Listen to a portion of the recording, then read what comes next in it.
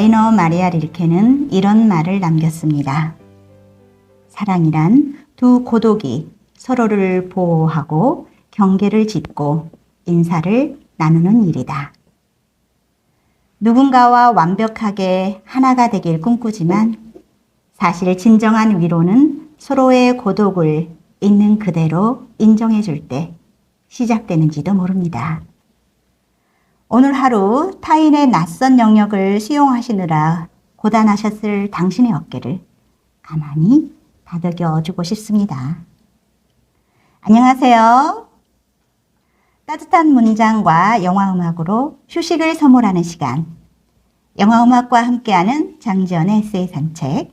여러분의 다정한 글동무 장지연입니다. 나무와 나무 사이에는 적당한 거리가 필요하다고 합니다. 너무 가까우면 서로의 숨을 막고 너무 멀면 숲을 이루지 못하죠. 우리 마음의 결도 그렇지 않을까요? 밤바람과 함께 여러분 마음속 틈새를 산책하러 떠나보겠습니다.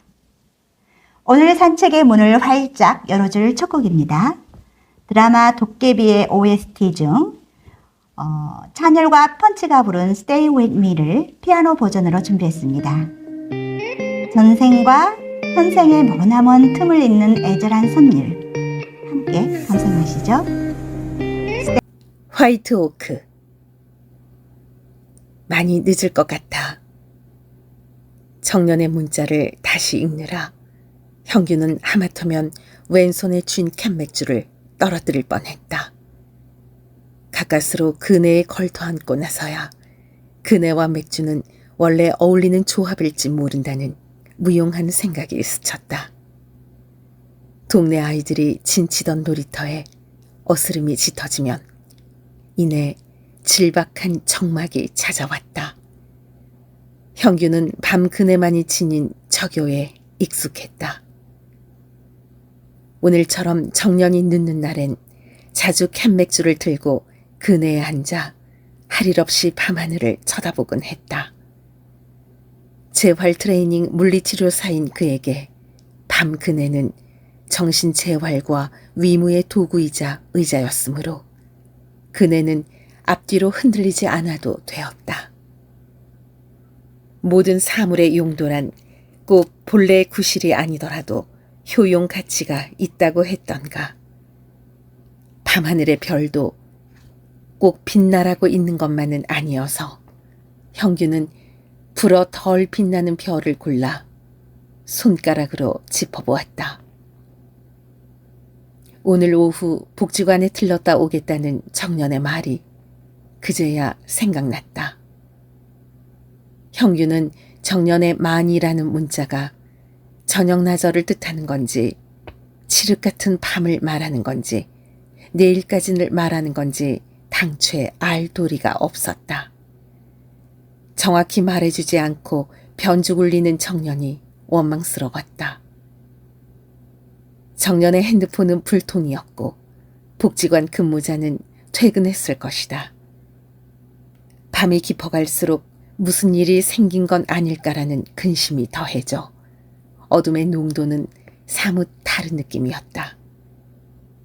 내일 해가 뜨면 제일 먼저 복지관에 전화를 걸어봐야겠다고 생각하며 맥주를 들이켰다. 어린이집 교사였던 청년은 한올 아동복지관의 교육봉사뿐 아니라 먹거리 나누기 봉사에 쉬지 않고 참여했다. 한 번은 고구마 스틱을 만들어 아이들에게 갖다 준다고 해서 30개가 넘는 고구마 껍질을 감자칼로 벗기고 튀기는 것을 형규가 도와준 적이 있었다. 그때 대었던 팔등의 흉터를 형규는 가만히 쓸어보았다. 청년은 한올 아동복지관에 있는 준호라는 6살짜리 남자아이를 유독 예뻐했다. 복지관 아동들에게 맞는 겨울 점퍼를 몇 벌 살 때 준호가 좋아하는 모습을 상상하며 상글에 웃었던 그녀였다. 형규와 정년은 한 이벤트 회사가 마련한 돌식 만남 주선 행사에서 커플이 되어 3년 전 부부의 연을 맺었다. 정년은 어딘가 새침한 구석이 있었지만 형규는 그녀의 머루눈이 좋았다. 염색하지 않은 흑발과 잘 어울리는 그녀의 눈동자 속으로 빨려 들어갈 듯한 느낌은 뭐랄까 이혼 후 강파르기만 하고 덧없던 그의 나날에 엄밀하게 정의할 수 없이 주요한 피조물적 존재감을 부여해 주었다. 그것은 미세먼지 가득한 며칠을 지내다가 청명한 하늘을 만날 때처럼 크게 요동치지 않아도 어느새 차오르는 충일감 같은 것이었다.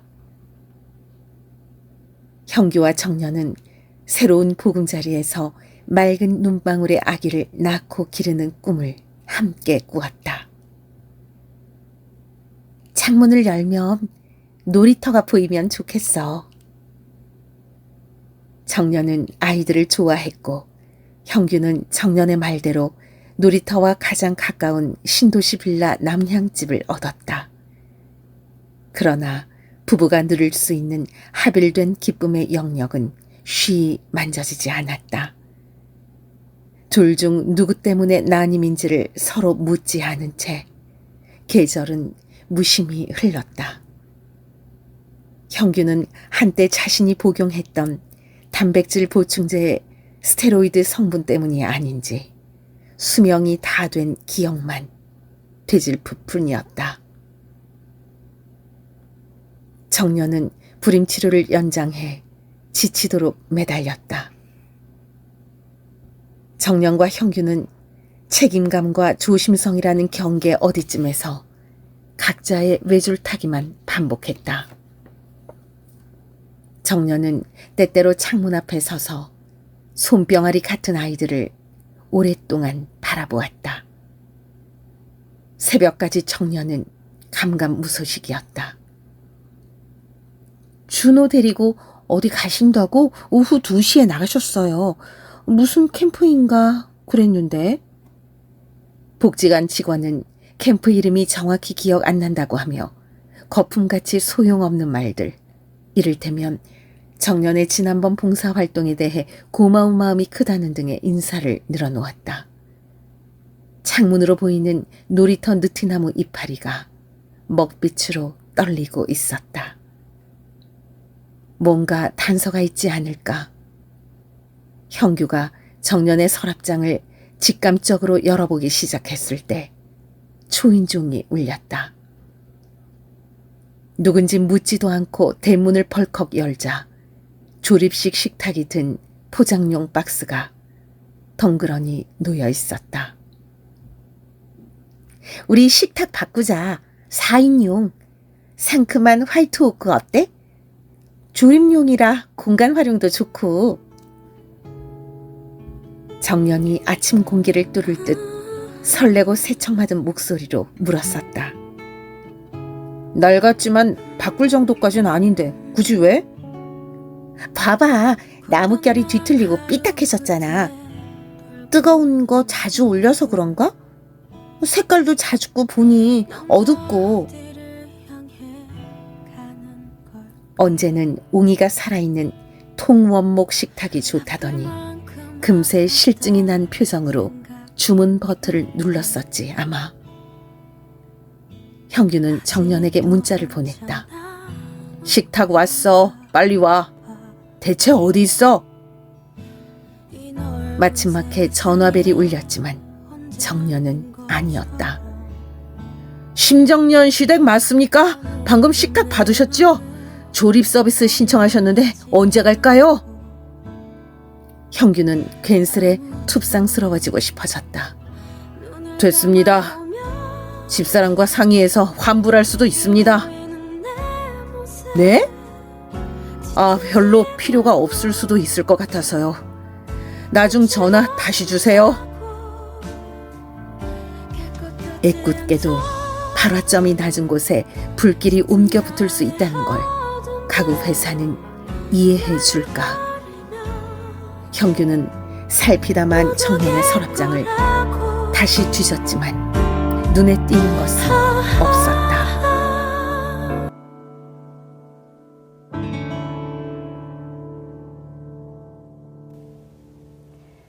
몽환적인 일렉 기타 뒤에 더해지는 고요한 피아노 선율. 때로는 음악이 말보다 더 깊은 위로를 건네기도 하죠. 이지 작가의 소설 화이트 오크 그 첫 부분을 작가님의 목소리로 직접 만나보았습니다. 이어 들으신 곡은 드라마 나의 아저씨 OST 어른이었어요. 나를 아는 사람이 있다는 것만으로도 살 것 같다는 대사처럼 삶의 무게를 버티는 이들에게 묵직한 안부를 묻는 곡이었습니다. 이제 오늘의 작가님을 모셔보겠습니다. 우리 곁에 따뜻한 온기를 전해주실 이지 작가님. 어서 오세요. 네, 안녕하세요. 반갑습니다. 네. 문학을 숙명처럼 대하고 있는 네. 이지희입니다. 네. 멀리서 오셨죠? 네, 대구에서 왔습니다. 네, 멀리서 또 여기 저희 방송을 하기 위해 스튜디오까지 찾아주셔서 너무 감사드립니다. 작가님 이력이 정말 다채로우세요. KBS, 그 다음에 대구 PBC 작가 및 공채 라디오 MC를 역임하셨고요. 제가 좀 부끄럽습니다. 네. 그리고 시인이시면서 또 미니픽션 작가로서 활동도 하시고, 시집도 발간하셨고, 네. 또 그 외에 우국 시인 100주년 시극 대본도 연출하셨고, 와, 또 시 콘서트도 연출하셨고, 와, 엄청 다양한 활동을 하고 계시군요. 그 외에 네. 또 경북대 강사, 또 대구교육청 문해창작 영재교육원에서 고등부 지도 강사도 네. 하고 계시고, 네. 와, 정말 화려하신데요. 그러면 이 중에서 요즘에 가장 마음을 쏟고 계신 활동은 어떤 걸까요? 예, 아무래도 제가 이제 방송 작가를 하면서 네. 라디오 진행도 하고 하다 보니 이제 나와서 제가 뭐 대본을 쓰거나 어떤 그 창작물들을 이렇게 내놓으면 또 제가 쓴 대로 이렇게 행해지지 않으니까 또 쓴 대로 행해지게 하다 보면 제가 연출도 해야 되고 네. 이러니 이제 할 일이 많아졌긴 한데 네. 지금은 좀 이제 나이도 있고 네, 그래서 쓰는 일 이제 오롯이 좀 고요하게 창작하는 일에 좀 네. 매진하고 싶고 또 그러려고 노력을 하는 편입니다. 네, 그렇습니다. 또 작가는 글을 내어 놓아야 또 작가니까요. 네. 또 후배를 양성하고 문인들을 또 도와주는 것도 좋지만 또 내 작품을 또 꾸준히 써나가는 것도 우리들의 숙명이니까요. 네네. 그렇습니다. 오늘 소개해 주실 작품은 그 시도 아니고 소설 중에 화이트 오크라는 그 작품으로 들고 오셨는데 이 제목이 주는 단단함이 느껴지거든요. 그런가요? 예, 이 소설의 주제는 무엇일까요? 예, 저는 이제 여편 소설이라고 이 미니픽션이라고 네. 하는데 짧은 소설을 쓰고 있습니다. 아직까지 단편 소설을 쓰고 있진 않고요. 네. 이렇게 그때그때 생각이 들면 이렇게 시로 쓰다가 이거는 시 소재라기보다는 이거는 좀 긴 문장으로 서사가 있는 이야기로 풀어내는 게 더 좋겠다 싶으면 이거는 소설로 써야지 하고 밀어놨다가 네네네. 이제 여편 소설로 쓰는 편인데요. 네. 화이트 오크는 이제 이 화이트 오크 그 나무결 아닙니까? 네네네. 근데 이 내용 안에서는 그 사건의 전환점이 되는 이제 4인용 식탁을 여주인공이 마련하고자 할 때 그 이제 새로 바꾸자라고 하는 네. 화이트 오크 식탁인데 저는 여기서 나타내고 싶었던 게 처음에 나무를 보면 이렇게 하얀색 나무결이 예쁘네 하는 생각도 들었지만 뭔가 처음에 나무 색깔이라 그러면 이제 갈색 고동색이었다가 이제 하얀색으로 이렇게 바뀌면 적응이 되듯이 이제 그런 의미를 띠고 있는데 우리가 어디까지나 살면서 돌발적인 상황을 맞이할 수도 있고 네. 우리가 예견치 못했던 그런 이제 힘든 상황과 마주할 수도 있고 또 이질적인 사람, 이질적인 사건들이 언제 어디서나 나를 침범할 수 있다고 여겼기 때문에 네네. 이런 것들을 어디까지 우리가 수용할 수 있을 것인가? 그리고 이런 것들이 사랑이 범주가 너무 많잖아요. 네네. 크잖아요. 근데 그쵸. 이 사랑의 범주 안에 어디까지 담을 수 있을 것인가를 좀 탐구한 작품입니다. 네. 그러면 이 화이트 오크는 이제 몇 편이니까 짧은 네. 거잖아요. 네. 그 작품이 소개되었던 예. 책이 예. 이거네요. 예, 그죠? 예. 앵무새 키우는 남자. 남자라고 이제 요는 대구 미니픽션 작가님들과 같이 이제 공저로 낸 좀 예전에 낸 작품 안에 네네. 제가 처음에 초기에 썼던 화이트 오크인데 처음에 썼지만 제가 그래도 가장 애착을 가지고 있는 작품이기도 합니다. 네네. 네. 제가 이제 방금 그 목소리로 리얼하게 또 낭독을 해주셨는데 아내가 네. 식탁을 시켰는데 예. 남편이 받아서 예. 오늘 이거 취소할 수도 있어요 라고 하잖아요. 예. 그 이외에 어떤 갈등이 있었지 않았을까? 또 그리고 이런 상황은 어느 집에서나 또 익숙하게 있는 상황일 수도 있겠다라는 생각이 들면서 예. 좀 우리 집 이야기인가? 이런 생각을 했는데요. 예. 예. 그 이제 이렇게 부부가 이제 식탁을 이렇게 가지고 이제 갈등이 있기보다는 예. 이제 식탁을 4인용으로 했으면 좋겠다라는 아내의 생각 안에는 가족이 늘어날 수도 있다라는 암시가 이제 네. 섞여 있는 거죠. 그래서 그렇군요. 네, 아이를 원하는 이 아내가 이제 사실은 마지막에 보면은 그 준호라는 남자 아이가 이제 숨겨진 아들이었거든요. 근데 이 작품을 보고 다들 이렇게 말합니다. 아니, 아들이 있는 것을 그럼 숨기고 결혼했다는 말이야 라고 이렇게 생각을 할 수도 있는데 거기에만 초점을 두기보다는 이제 저는 그래요. 이렇게 세상에는 많은 거짓말들이 있고 또 선의의 거짓말들도 있고 배려를 빙자한 거짓말도 이렇게 있는데 우리가 어떤 사람을 이제 온전히 또 품어 안는다고 할 때 어디까지 또 수용할 수 있을 것인가? 그다음에 이제 내 핏줄이 아닌 아이를 좀 이 남자가 이 여주인공을 이제 사랑한다는 그 명제 아래 이제 품어 안을 것이다라는 그 암시의 문장들이 그 뒷부분에도 좀 나오거든요. 그러면 예. 지금 앞서서 낭독해 주신 부분에서는 아직 이 내용이 나오지 않은 거죠? 그런 것 같네요. 네. 궁금한데 벌써부터 네. 뒷얘기 궁금한데 우리 대답하지 말고 뒷얘기 먼저 들어야 하나 고민이 살짝 듭니다 지금. 네, 그러시군요. 보통 저희가 작품을 쓸 때는 뭐 시를 쓸 때도 그렇고 에세이를 쓸 때도 그렇고 소설을 쓸 때도 마찬가지지만 어떤 하나의 소재가 눈에 딱 꽂혔을 때 그래서 이 이야기를 써봐야 되겠다라고 먼저 사실은 생각하잖아요. 주제를 먼저 뭐 생각하고 쓰는 경우도 있지만 하나의 소재가 딱 마음에 꽂혔을 때 이 이야기를 이렇게 풀어보면 좋겠다라고 하시잖아요. 그러면 이 화이트 오크도 그 일상에서 어디에서 발견한 소재일까요?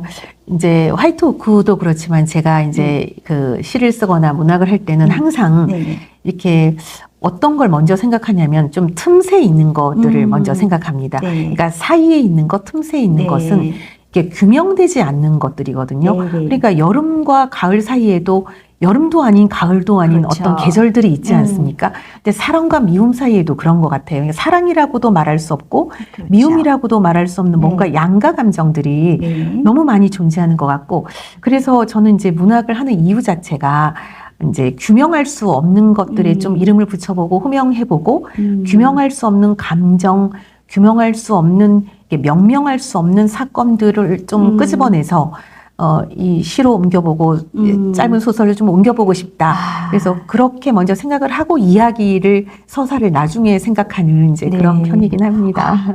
뭔가 통하는 게 있는 것 같아요. 지금 제가 좀 요즘에 쓰고 있는 작품의 주제가 그 틈과 틈 사이라고 해서 틈에 대한 생각들을 참 많이 하게 되거든요. 이게 살아보니 그죠. 온전한 사랑만 있는 것도 아니고 온전한 미움만 있는 것도 아니고 맞습니다. 아까 말씀하신 것처럼 계절에도 지금 온전한 봄인가 온전한 여름인가 그 사이에 있는 5만 가지 그 온도의 차이, 습도의 차이, 사람 사이에도 마찬가지잖아요. 그래서 거기에 대해서 탐구하고 싶다라는 생각을 하고 있는데 와 우리 작가님하고 너무 통한 것 같아요. 네, 지금 너무 말씀도 잘해주고 계시고요. 잠깐 숨 고르면서 한 곡 듣고 가겠습니다. 여러분은 지금 96.3MHz 장지연의 에세이 산책과 함께하고 계십니다. 이번에 들려드릴 영화 음악은요. 영화 싱스트리트 중 소년들의 성장을 담은 경쾌한 곡 업입니다. 이제 신나는 노래도 한 곡 들었으니 소설 속 이야기에 더 깊이 빠져들어 볼까 합니다. 네. 작품 속에서 그 밤그네라는 소재가 인상적이었습니다. 그네 네. 되게 낭만적이고 예. 또 뭔가 외로우면서도 또 행복한 기분이 있는 그 소재이기도 한데 작가님께도 그런 위로의 공간이 혹시 있을까요? 예. 이제 밤 그네는 제 시집에도 이렇게 나오는데요. 네네. 그러니까 이제 그네는 원래 이렇게 탈하고 앞뒤로 흔들리고 탈하고 있는 건데 밤의 그네는 탈하고 있는 거라기보다는 네. 어떤 마음이 힘든 사람들을 치유해 주는 그렇죠. 공간이라는 생각이 들었어요. 맥주병을 들고 이제 네. 맥주를 마시면서 앉아 있을 수도 있고 힘든 일이 있을 때 하늘을 쳐다보면서 그냥 멍하니 그냥 이렇게 멍 때리면서 앉아 있을 수 있는 공간인데 저는 개인적으로 제가 사는 집 앞에 아파트 앞에 이렇게 배드민턴을 칠 수 있는 공간이 동과 동 사이에 이렇게 네트가 있거든요. 네네. 거기에 벤치가 하나 있는데 사람들은 오가지만 그 벤치에 신경을 쓰지 않거든요. 그래서 그 벤치에 좀 앉아서 하늘도 쳐다보고 바람도 느끼고 그냥 나뭇잎을 스치는 어떤 소리도 좀 느끼면서 밤에 가만히 앉아 있어도 그냥 아무도 신경을 안 쓰는 그런 공간이 하나 네. 있습니다. 그래서 네. 거기가 조금 치유의 공간인 것 같습니다. 맞습니다. 어딘가 이렇게 바쁜 와중에서 잠시 나를 놓아놓을 수 있는 곳이 있다라는 것은 네. 그것이야말로 우리 삶의 고단한 삶의 틈새에서 나를 살려주는 게 아닐까. 네. 기존 숨구멍이라고 이제 표현을 했는데, 그렇죠. 예. 그런 게 있어서 너무 좋으네요. 그러면 지금 MC 라디오 MC도 하셨고 예. 해서 그 내레이션 목소리가 너무 좋았어요. 그런가요? 네. 제주가 정말 다재다능하신 그 재능을 갖고 있는데요. 혹시 이 예. 예쁜 목소리, 또 바른 목소리를 내는 뭐 팁이 있을까요?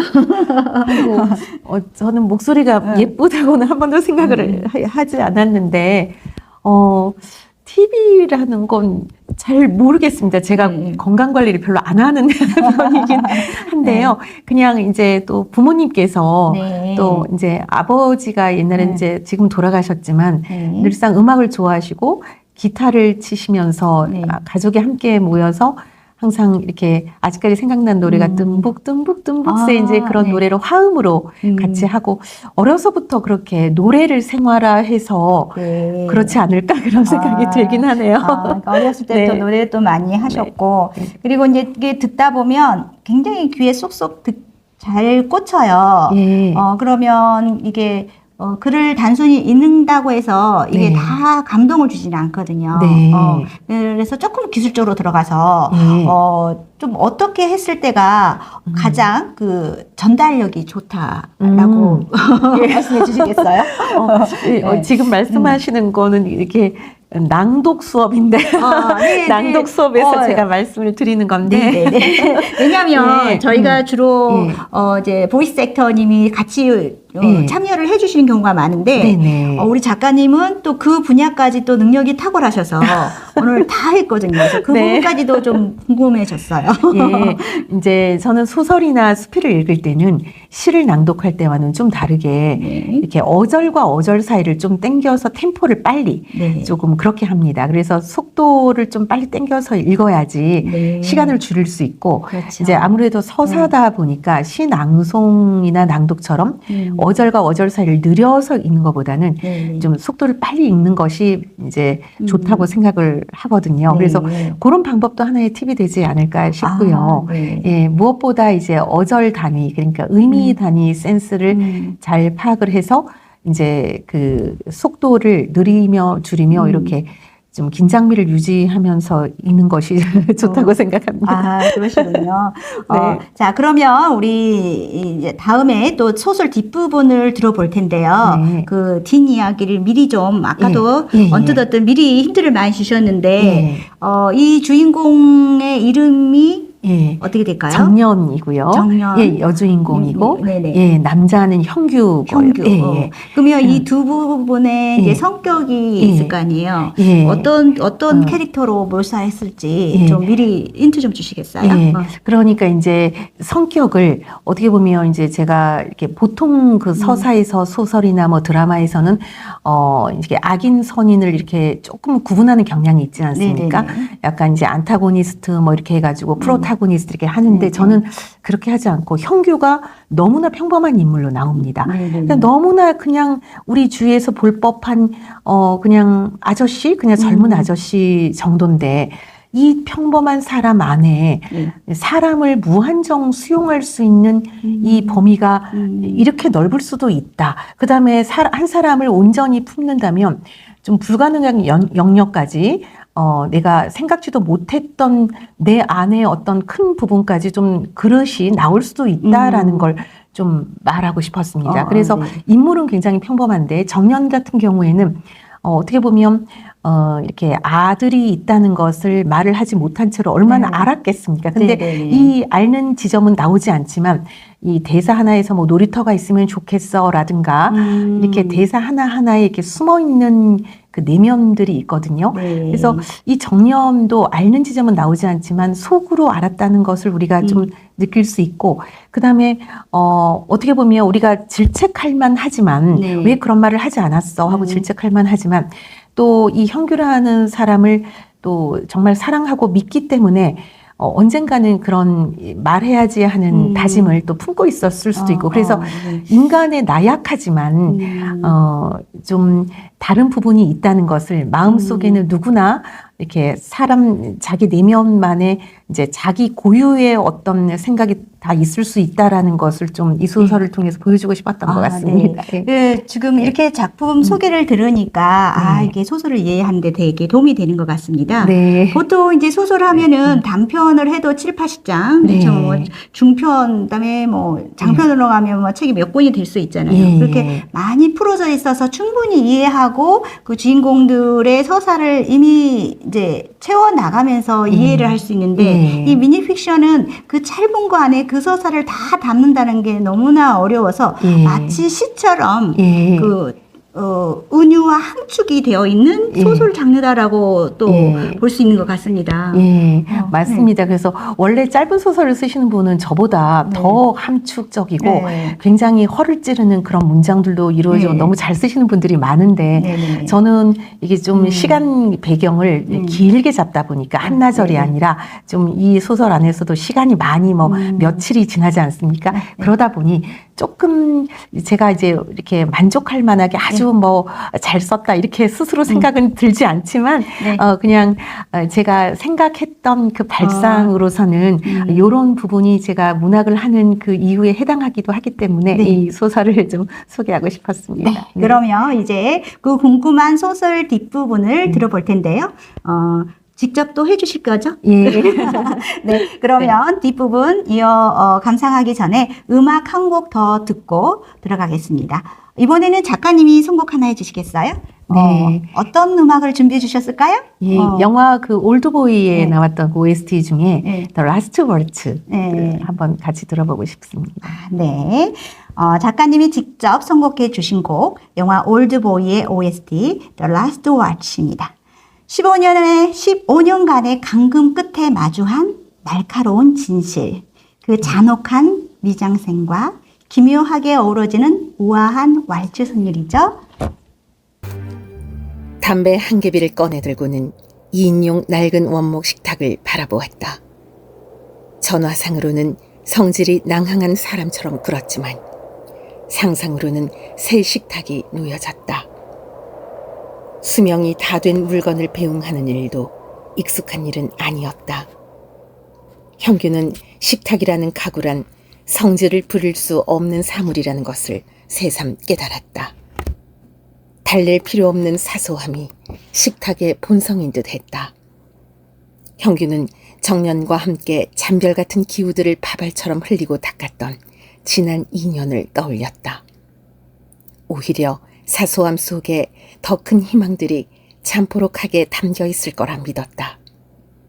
부지런히 움직였던 숟가락의 중착력은 어쩌면 입이 아니었을 것이다. 형규는 정년의 온기를 느끼기라도 하듯 낡은 식탁에 가만히 손바닥을 대보았다. 정년의 말대로 나뭇결이 뒤틀려서인지 실리콘 식탁 매트도 비뚤어져 있었다. 식탁 매트 한 귀퉁이를 들어올리는 순간이었다. 매트 밑에 끼워져 있었는지 A4 사이즈의 리플렛 한 장이 삐죽 튀어나왔다.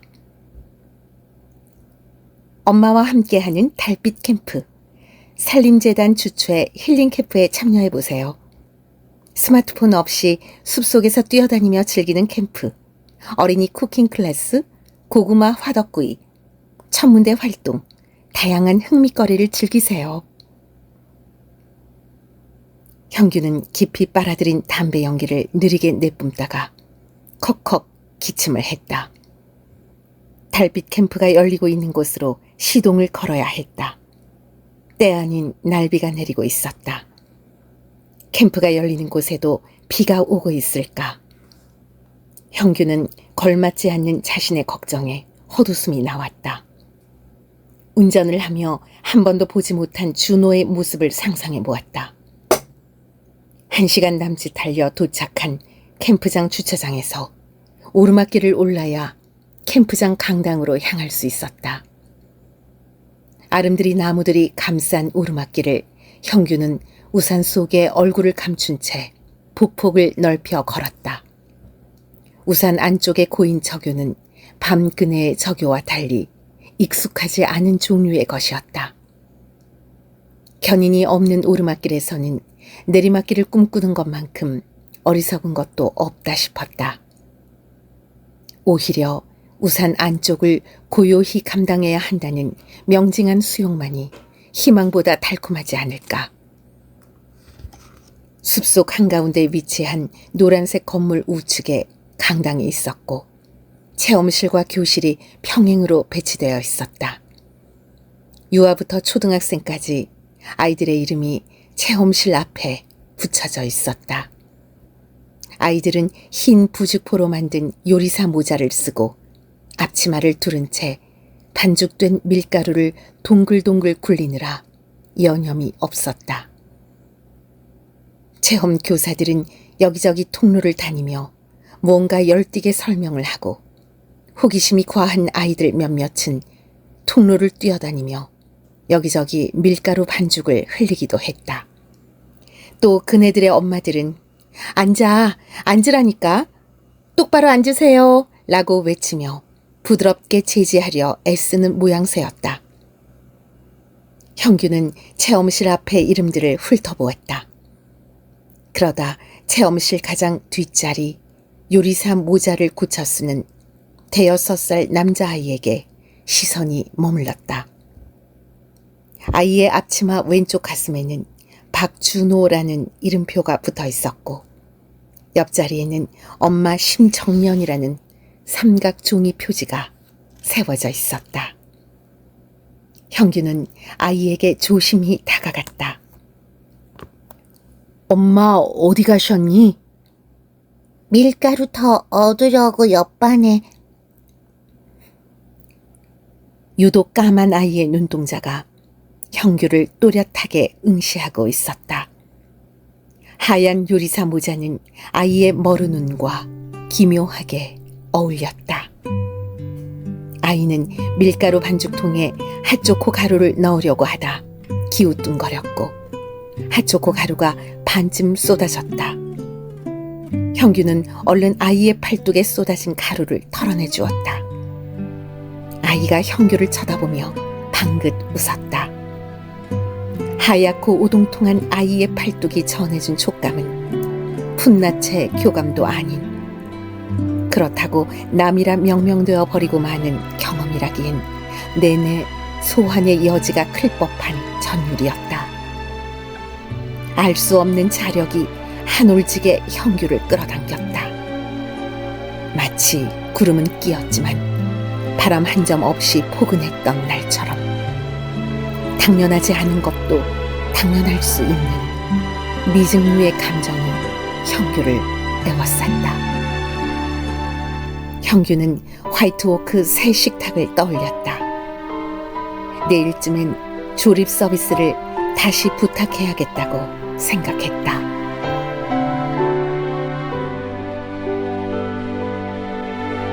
당연하지 않은 것도 당연해질 수 있다. 소설의 마지막 문장이 방금 들으신 영화 냉정과 열정 사이에 애틋한 첼로 선율을 타고 우리 마음속에 깊이 스며들었습니다. 서정적인 히스토리의 변주곡이 훑고 지나간 자리에 왠지 모를 위안이 느껴지는데요. 10년의 세월을 돌아 결국 서로를 마주했던 영화 속 주인공들처럼 우리도 수많은 틈새를 견디며 비로소 서로에게 당연한 존재가 되어주는 건 아닐까 생각해 보게 됩니다. 이지희 작가님, 음악과 낭독이 어우러지니 소설 속 그 밤공기가 지금 이곳 스튜디오 안까지 가득 차오르는 느낌이에요. 네. 결말까지 직접 읽어주신 소감이 어떠신가요? 네, 제 작품을 제가 읽으니까 너무 좀 쑥스럽습니다. 그런데 읽으면서도 네. 그 쓸 때의 느낌을 네. 다시 되살릴 수 있었고 네. 또 쓰면서도 이 부분은 이렇게 쓸 거라는 후회도 되고 좀 그렇긴 합니다. 네, 그런 것 같아요. 내가 쓸 네. 때 기분, 네. 또 읽을 때 기분, 또 읽은 거를 네. 자기가 이제 방송에 나가면 그때 듣는 기분이 또 다르지 예, 않을까. 예, 맞습니다. 네, 네, 세 가지 그 기분을 다 만끽하기를 바라겠습니다. 그리고 작가님은 예. 또 그 시도 예. 굉장히 열심히 쓰고 계시고, 또 수준 높은 글을 많이 쓰시는 걸로 또 유명하신데요. 시집이 나왔다고 들었거든요. 네. 시집 제목이 예, 아침 수건을 망각이라 불러야겠어. 인데요. 네네. 이거는 2023년에 네. 조금 이제 2, 3년 됐습니다. 네, 그렇군요. 바로 이 책인가요? 네네. 아침 수건을 망각이라 불러야겠어. 예. 그러면 이 시 중에서 네. 어떤 시가 제일 이렇게 딱 나는 여기저기에서는 이거는 좀 제일 내가 마음에 들어. 뭐 예. 이런 시 있으실까요? 예, 한 마음에 드는 시가 한 5편 정도 있는데 네네네. 그 중에서도 이제 당분간이라는 문이라는 어. 시가 이제 예. 두 번째에 예. 자리하고 있거든요. 그래요? 예. 그러면 그 당분간이라는 네. 그 단어가 예, 예. 작가님에게 어떤 의미인지 예. 여쭤봐도 될까요? 예, 당분간이 이제 잠시라는 그 의미를 지니고 있는데 네. 이제 현재에 해당이 됩니다. 음. 그래서 저는 이제 이 당분간도 어떻게 보면 조금 전에 말씀드렸던 그 틈새나 사이에 또 해당한다고 볼 수 있는데 네. 우리가 과거에서 미래로 쭉 가고 있는 이렇게 지점에서 현재라는 것은 어떻게 보면 지금 이 순간도 5분만 지나면 또 과거가 돼버리고 네. 그래서 현재라는 것이 있을까? 그래서 당분간이라는 어떤 기척이나 징후를 좀 말을 하면서 우리가 사람을 판단할 때도 그렇고 또 인간 관계도 그렇지만 함부로 우리가 판단할 수 없는 게 너무 많다. 이게 지나가 버리고 마는 기척이나 징후에 대해서 조금 말을 하고 싶었고 네. 불안한 현재에 대해서도 좀 얘기를 하고 싶었던 것 같습니다. 네. 예. 시간이 너무 빨리 지나는 것 같아서 아쉬움만 네. 가득 남고 예. 있습니다. 진행자님께서 너무 편안하게 이렇게 만들어주셔서 정말 고맙습니다. 네. 그러면 이 선물 같은 곡 하나 더 띄워드리며 마지막 인사를 나눠야 될 것 같아요. 청취자 여러분께도 짧게 네. 또 저희 또 예. 장전의 에세이 산책을 청취해주는 또 이렇게 애청자분들에게도 간단하게 이제 예. 마지막 인사 한번 해주시겠어요? 네. 너무 반갑고요. 이렇게 저는 이렇게 생각합니다. 작가는 이제 시인이든 작가는 그 작품으로 그 본인을 좀 말해야 된다고 생각을 해서 또 작품으로 기억을 많이 해주셨으면 네. 좋겠다는 생각이 듭니다. 그래서 작품과 작가는 또 어떻게 보면 이렇게 다르게 느껴질 수도 있는 부분이 있거든요. 네네. 근데 이제 작품으로 말하는 내면이 진짜 내면이다라고 이렇게 기억을 해주시면 네. 정말 고맙겠습니다. 감사합니다. 우리 이지희 작가님, 우리 청취자 여러분 많이 사랑해 주세요. 감사합니다. 네, 고맙습니다. 네, 안녕하세요. 오늘 산책의 마침표는 한국 영화의 패러다임을 바꿨던 작품이죠. 영화 쉬리의 엔딩을 장식하며 큰 사랑을 받았던 캐롤 키드의 When I Dream입니다. 비극적인 운명 속에서도 결코 놓지 못했던 사랑과 소통의 꿈을 가지기 읊조리는 그 곡 들으며 저는 물러갑니다. 지금까지 연출 연홍식, 구성 김나경, 진행의 장지연이었습니다.